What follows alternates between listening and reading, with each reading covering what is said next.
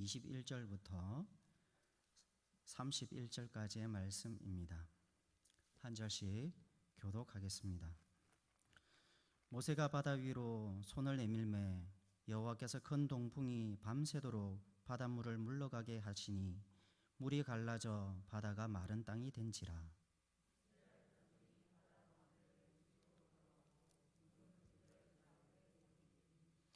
애굽 사람들과 바로의 말들, 병거들과 그 마병들이 다 그들의 뒤를 추격하여 바다 가운데로 들어오는지라.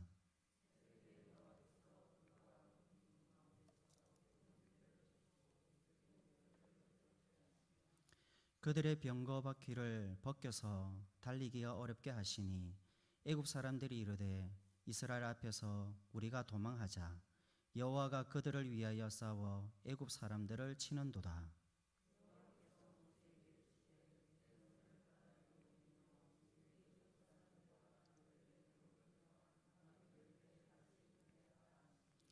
모세가 곧 손을 바다 위로 내밀매 새벽이 되어 바다의 힘이 회복된지라.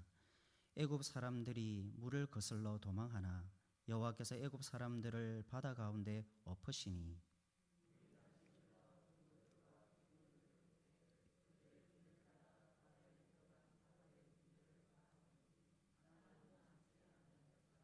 그러나 이스라엘 자손은 바다 가운데를 육지로 행하였고 물이 좌우에 벽이 되었더라.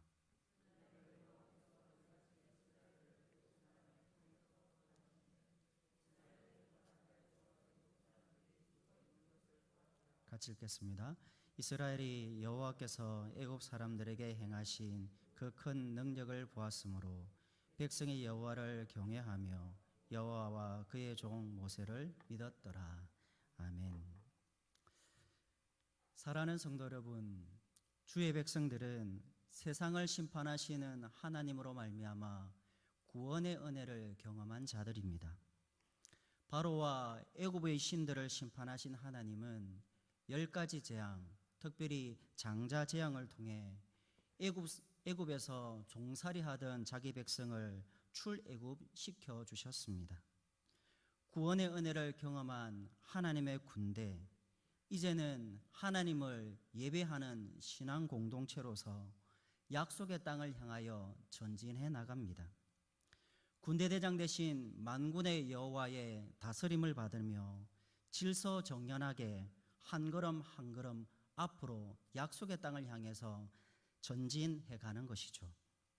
낮에는 구름 기둥으로, 밤에는 불 기둥으로 길을 인도하시는 여호와, 자기 백성들보다 앞서 행진하시는 여호와를 의지하며 진군해 가는 것입니다. 하지만 하나님의 군대는 혼자의 힘으로 세상과의 싸움에서 승리할 수가 없습니다. 처음 출발에서부터 그러했던 것처럼 거룩한 용사이신 여호와께서 함께 하셔야만 승리할 수가 있습니다. 생각해 보십시오. 하나님의 군대가 구원을 받았습니다. 그렇다고 하여 더 이상 영적 싸움이 없습니까? 그렇지 않죠. 하나님의 군대가 세상으로부터 당하는 시험과 환난은 여전히 있습니다. 계속되어지는 영적 싸움이 그들에게 주어진다라는 것이죠. 이스라엘 백성들, 하나님의 군대가 광야에 갇혔다라는 소식이 들립니다. 앞에는 홍해가 가로막고 있고 이제 뒤에서는 자신들을 잡아 다시 종으로 삼으려는 애굽의 바로 군대가 쫓아오고 있습니다. 병거 600대와 애굽의 모든 병거들을 동원하여 지휘관을 세우고 쫓아오는 강군 바로의 군대를 어떻게 해야만 합니까?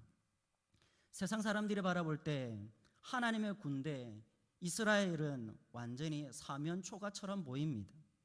꼼짝 달싹할 수 없는 그러한 다시 포로로 잡혀가야 할 형국입니다. 절체절명의 위기 상황인 것이죠. 여러분이라면 이런 상황에서 어떻게 하시겠습니까?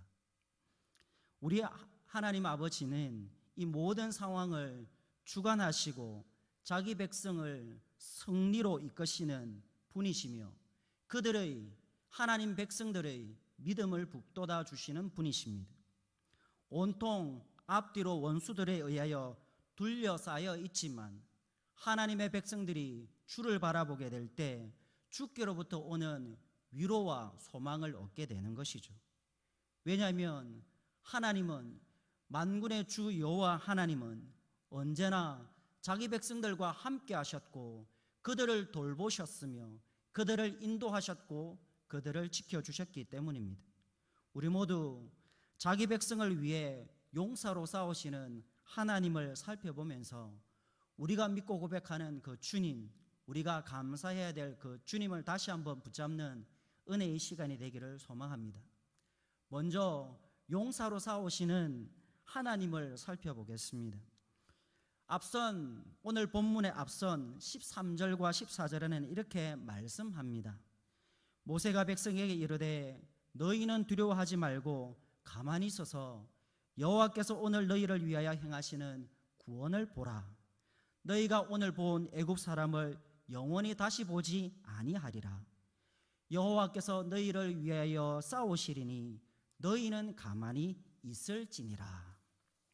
여호와께서 자기 백성들을 위하여 싸우신다고 말씀하십니다. 왜냐하면 하나님께서는 영광을 이 사건을 통해 얻으시고 애굽 사람들에게 자신이 스스로 계시는 진정한 참신 여호와이심을 알리시기 위함 때문이었습니다. 이를 위해 하나님께서는 먼저 모세에게 앞으로 행할 일을 알려주셨죠. 믿음이 약하여지지 않도록 하시기 위함이었습니다. 하나님이 누구신가 알려주시기 위함이었습니다. 그렇습니다. 하나님은 자신의 군대가 세상과의 싸움에서 이길 수 있는 비결은 믿음이라는 사실을 알려주시려고 하시는 것입니다. 생각해 보십시오. 하나님은 세상으로부터 자기 군대를 지키기 위해 두 가지 일을 하셔야만 했습니다. 첫째로는 원수들을 물리치심으로 자신의 영광을 나타내셔야 하셨습니다. 둘째로는 불신앙으로 세상을 향해 돌아가려는 하나님의 군대를 믿음으로 견고하게 세우는 것입니다. 이 일을 위해 하나님은 먼저 자기 이름과 영광을 위하여 애굽이란 세상 왕 바로와 싸우십니다. 19절에 이스라엘 진 앞에 가던 하나님의 사자가 그들의 뒤로 옮겨 20절에도 애굽 진과 이스라엘 진 사이에 여호와의 사자, 하나님의 사자가 서 있는 광경을 보여줍니다. 그리고 애굽 진영에는 구름과 흑암이 있어 그들이 움직일 수 없는 반면에 이스라엘 진영은 밤에도 불기둥으로 인도하시는 하나님의 그 빛이 그들을 이끌므로 말미암아 당당하게 앞으로 전진해 나가는 은혜를 누리게 하십니다. 이처럼 여호와께서는 자기 백성들을 위하여 싸우시며 구원의 역사를 써가시는 주님이시라는 사실을 알 수 있는 것이죠. 그래서 21절에 여호와께서 큰 동풍이 밤새도록 바닷물을 물러가게 하시니 물이 갈라져 바다가 마른 땅이 된지라라고 성경은 말합니다. 그리고 그 결과 22절에 이스라엘 자손이 바다 가운데를 육지로 걸어가고 물은 그들의 좌우에 벽이 되었더라고 말씀합니다. 하나님께서 천지를 창조하실 때 혼돈하고 공허하며 흑암이 깊음 위에 있던 세상을 질서정연하게 변화시켜 주셨던 것처럼, 그리고 모든 피조개가 하나님의 말씀에 순복하며 하나님의 영광을 나타내었던 것처럼, 하나님은 이 홍해 사건 속에서도 자기 영광을 위하여 놀라운 능력을 나타내시고 또한 그 일들을 통하여서 여호와 하나님, 이스라엘의 하나님이 누구신가를 잘 보여주십니다. 하나님의 영광과 권능, 하나님의 군대인 이스라엘에게는 곧 구원으로 다가오게 되는 것이죠. 그래서 모세가 이 사건을 경험하고 난 이후에 15장에서 찬송을 부르게 됩니다. 그리고 찬송을 부를 때 15장 8절에 하나님께서 홍해의 물을 벽같이 세우신 사건을 왕이신 주의 콧김에 홍해가 갈라지며 이스라엘 백성에게 생명의 길을 내주듯이 하나님의 구원 역사가 이루어졌음을 고백하며 찬양하고 있는 장면을 보게 되는 것이죠. 반대로 애굽 사람들 바로의 군대는 어떠합니까? 24절의 말씀처럼 새벽에 여호와께서 불과 구름 기둥 가운데서 애굽 군대를 보시고 애굽 군대를 어지럽게 하셨습니다. 25절에는 그들의 병거 바퀴를 벗겨서 달리기가 어렵게 하시니 애굽 사람들이 이르되 이스라엘 앞에서 우리가 도망하자. 여호와가 그들을 위하여 싸워 애굽 사람들을 치는도다라는 고백을 할 수밖에 없도록 만드셨습니다. 원수들이 하나님의 군대를 침범하지 못하게 만드셨을 뿐만 아니라 그 하나님의 군대인 이스라엘의 하나님이 누구신가를 보여주신 것이죠. 애굽 군대를 어지럽게 하심으로 당황스럽게 하실 뿐만 아니라 병거바퀴를 벗겨 도망하지 못하게 하셨고 하나님의 군대, 하나님의 백성을 대적하는 자들, 그들을 친히 심판하시는 하나님의 그 구원 역사를 보게 되는 것이죠. 하나님이 여호와께서 왜 그렇게 하셨습니까? 이스라엘의 하나님 여호와가 바로 자기 군대를 위하여 싸우시는 분이심을 알려주시기 위해서입니다. 만군의 여호와가 세상 나라를 심판하시는 왕이시라는 사실을 다시 한번 확인시켜 주시기 위함이었으며 이 사건을 통하여서 자기 백성들뿐만 아니라 온 세상에 영광 받으시는 하나님이심을 보여주시기 위함이었습니다. 그래서 하나님의 큰 손이 지금 애굽 진영과 이스라엘 진영에 동시에 나타났는데 그 결과는 다르게 나타났죠.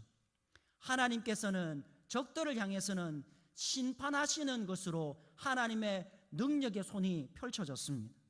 반대로 자기 백성들에게는 구원하시는 손길로 펼쳐졌음을 보게 되는 것이죠.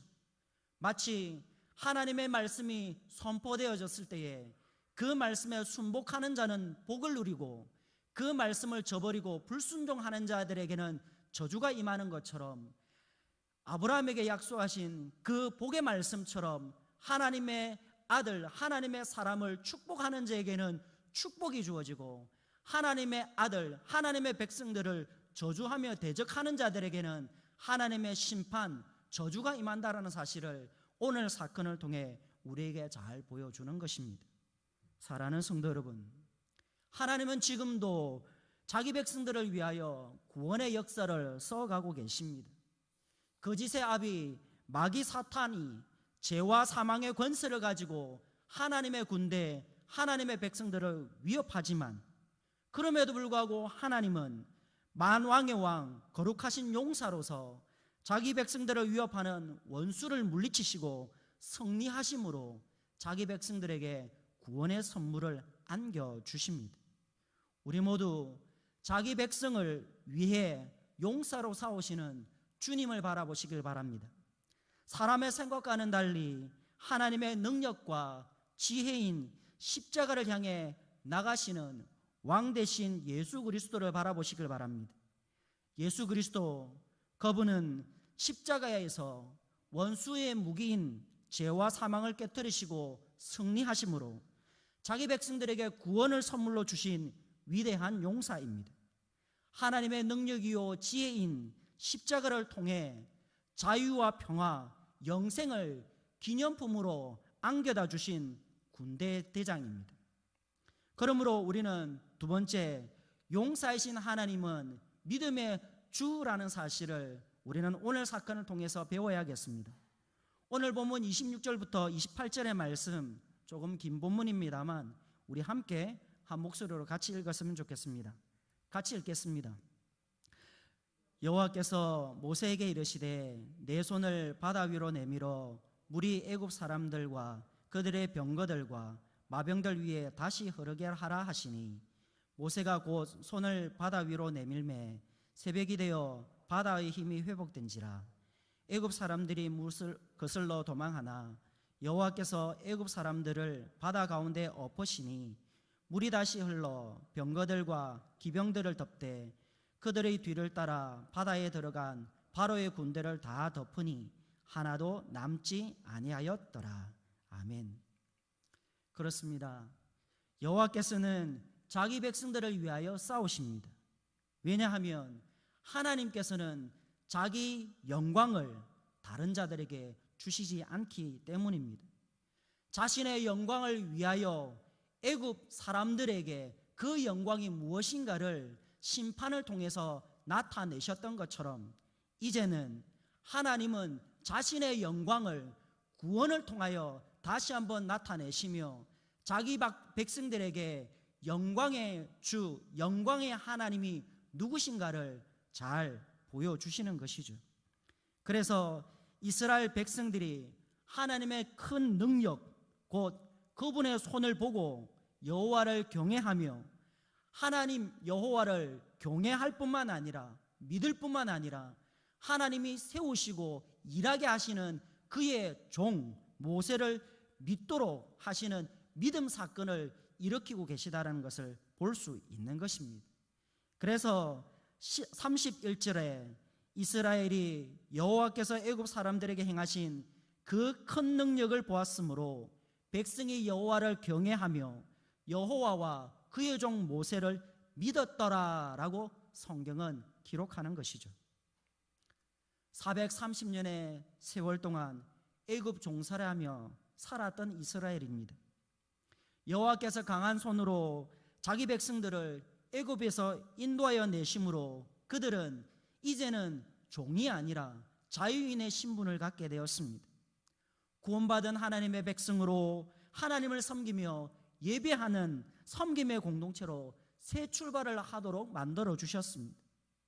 하나님의 은혜를 입고 구원의 역사들을 경험한 이스라엘 공동체, 그렇다면 그들에게는 이젠 불행 끝 행복 시작일까요? 세상 사람들이 말하는 범사의 형통함, 모든 일에 술술 풀리고 어려움과 고난은 찾아오지 않는 그런 이상적인 삶만 주어지는 것일까요? 앞서도 말씀드렸던 것처럼 그렇지 않죠. 어쩌면 예수를 믿고 구원받아 하나님의 백성이 된 것, 하나님의 군대로서 살아가게 된 것, 그것 자체가 어쩌면 더 고난이 주어질지도 모르겠습니다. 왜냐하면 우리가 주께 속한 자들이기 때문이죠. 분명 하나님께서는 자기 군대에게 구름 기둥, 불 기둥으로 인도하시며 은혜를 베풀어 주십니다. 하나님께서는 때마다 시마다 돕는 은혜를 주시고 오늘 본문의 말씀처럼 자기 백성들을 위협하는 자들을 향하여서 싸워주시고 성리케 하시는 분이시기도 합니다.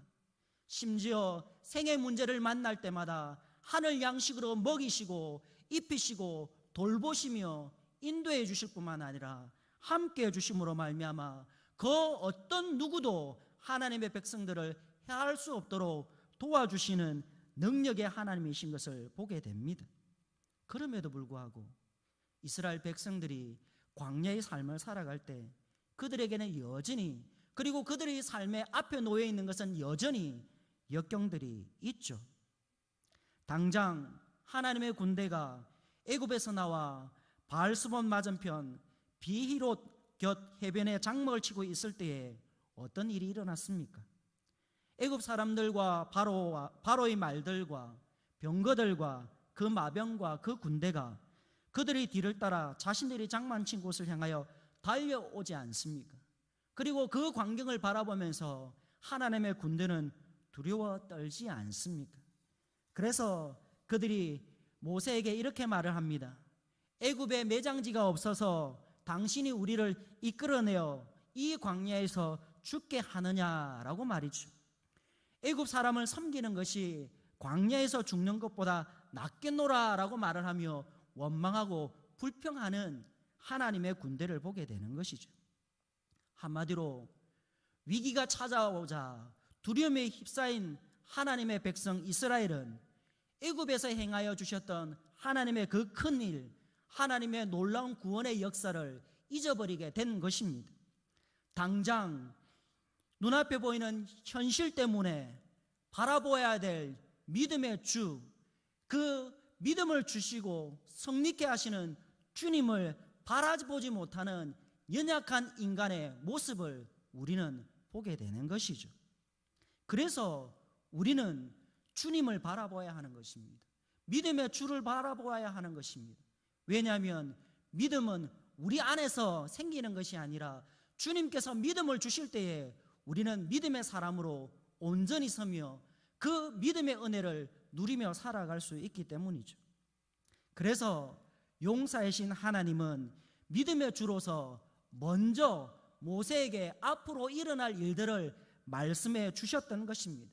그 내용이 14장 1절부터 4절에 잘 기록되어져 있죠. 왜냐하면 앞으로 일어날 이 일 때문에 하나님께 행하실 그 구원 역사 사건 때문에 이스라엘 백성들이 두려워하지 않도록 하기 위하여 믿음을 잃어버린 일이 없도록 믿음을 주시기 위하여서 먼저 앞으로 있을 일을 말씀해 주셨던 것이죠.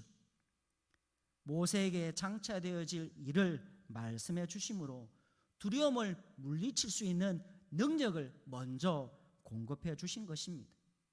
그래서 생명의 말씀을 받은 모세, 그는 하나님의 손에 붙들린 종으로서 담대히 하나님의 영광을 선포하게 되는 것이죠. 그것이 무엇입니까? 오늘 본문에 우리가 함께 읽지는 않았지만 14장에서 중요한 핵심 본문인 13절과 14절에 이렇게 말을 합니다. 모세가 백성에게 이르되 너희는 두려워하지 말고 가만히 서서 여호와께서 오늘 너희를 위하여 행하시는 구원을 보라. 너희가 오늘 본 애굽 사람을 영원히 다시 보지 아니하리라. 여호와께서 너희를 위하여 싸우시리니 너희는 가만히 있을지니라. 아멘.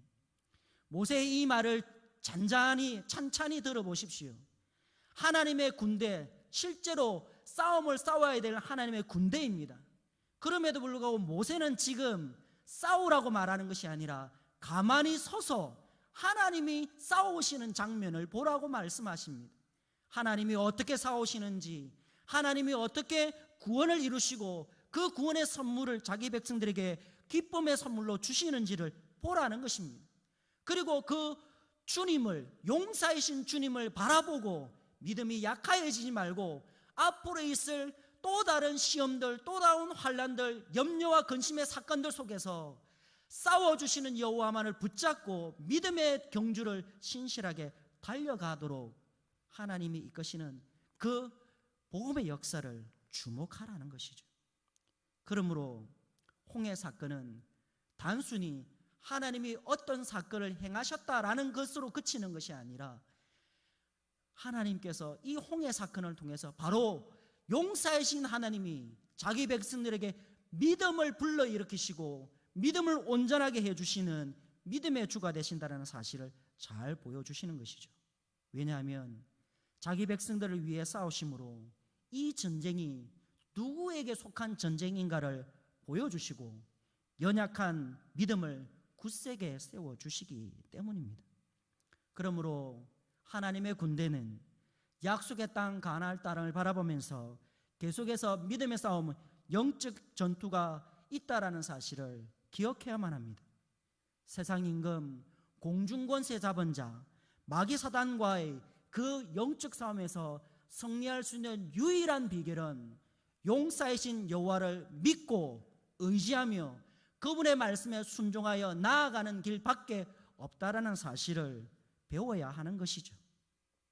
두려움으로 주저앉는 자들이 아니라 하나님께서 보여주신, 이전에 보여주셨던 하나님의 그 큰 능력을 기억하고 오늘도 변함없이 하나님의 손이 보여주시는 그 큰 능력을 기대하면서 여호와를 경외하고 여호와 하나님뿐만 아니라 그분이 보내신 종을 믿고 의지하며 따라가는 길만이 승리의 비결이라는 사실을 깨닫게 해주신 사건인 겁니다.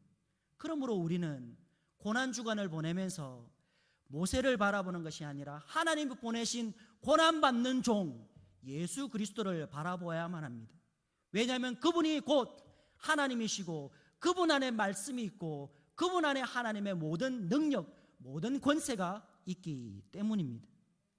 우리 모두 예수 그리스도를 바라보시길 바랍니다. 믿음의 주요 온전하신 예수 그리스도를 바라보시길 바랍니다. 그래서 여호와는 자기 백성들에게 이렇게 말씀하십니다. 역대하 20장 15절에 너희는 이 큰 무리로 말미암아 두려워하거나 놀라지 말라. 이 전쟁은 너희에게 속한 것이 아니요 하나님께 속한 것이니라. 야하시엘이 온 유다와 예루살렘 주민 여호사밧 왕에게 들려준 이 생명의 말씀은 오늘도 하나님의 군대로 부름을 받고 세상과 마귀 권세와의 영적 싸움을 싸워가야 될 저와 여러분이 들어야 될 말씀이요 우리가 붙잡아야 될 생명의 말씀인 줄 믿습니다. 다윗처럼 사무엘상 17장 45절에 너는 칼과 창과 단창으로 내게 나아오거니와 나는 만군의 여호와의 이름 곧 내가 모욕하는 이스라엘 군대의 하나님의 이름으로 내게 나아가노라 라고 담대히 외치며 구원의 말씀을 붙잡고 믿음의 경주를 달려가는 하나님의 군사들이 다 되시길 바랍니다. 염려와 두려움이 찾아올 때 염려하지 마십시오. 대신 하나님의 약속을 붙잡고 기도하시길 바랍니다. 사도 바울이 말합니다. 아무것도 염려하지 말고 오직 기도와 간구로 너희 구할 것을 감사함으로 하나님께 아뢰라. 그리하면 하나님의 평강이 너희 마음과 생각을 지켜주시리라.